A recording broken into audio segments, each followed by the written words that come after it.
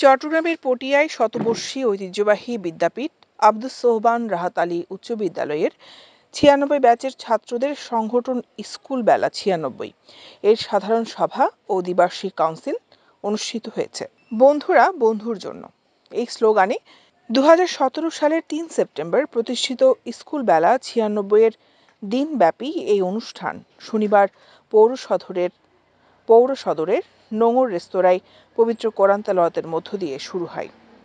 সংগঠনের সভাপতি মোহাম্মদ সেলিম উদ্দিনের সভাপতিত্বে ও সাধারণ সম্পাদক নজরুল ইসলামের সঞ্চালনায় অনুষ্ঠিত সভায় বিগত বছরের আয় ব্যয় বিবরণী পাঠ ও অনুমোদন এবং আগামী অর্থ বছরের জন্য বিভিন্ন পরিকল্পনা হাতে নেওয়া হয়।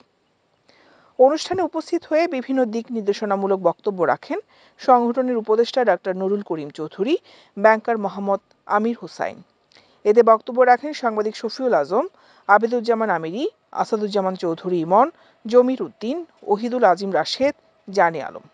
অনুষ্ঠানের দ্বিতীয় পর্বে ব্যালটের মাধ্যমে মোহাম্মদ সেলিম উদ্দিনকে সভাপতি এবং মোহাম্মদ নজরুল ইসলামকে সাধারণ সম্পাদক করে 2025-27 সালের জন্য 14 সদস্য বিশিষ্ট একটি কার্যকরী পরিষদ গঠন করা হয়।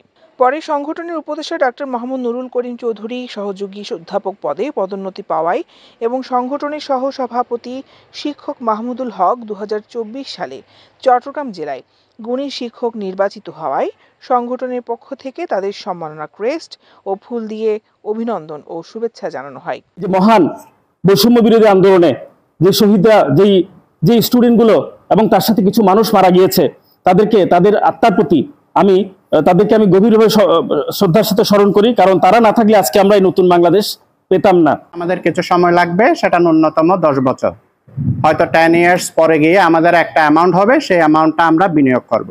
এবার আমরা চেয়েছিলাম নতুন মুখ আসুক, যেহেতু আমরা সবাই বন্ধু, ঘুরে ফিরে সবাই সভাপতি সেক্রেটারি পদে আসুক, আমি সেটাই চেয়েছিলাম। স্কুল বেলা 96 এর যারা আমরা আছি তাদের থেকেই আমরা কেউ চিন্তা করেছি জিনিসটাকে যদি আমরা চলমান রাখতে চাই, আমাদের পারস্পরিক যদি আর্থিক সংশ্লিষ্টতার একটা বিষয় এখানে অ্যাড করানো যায়।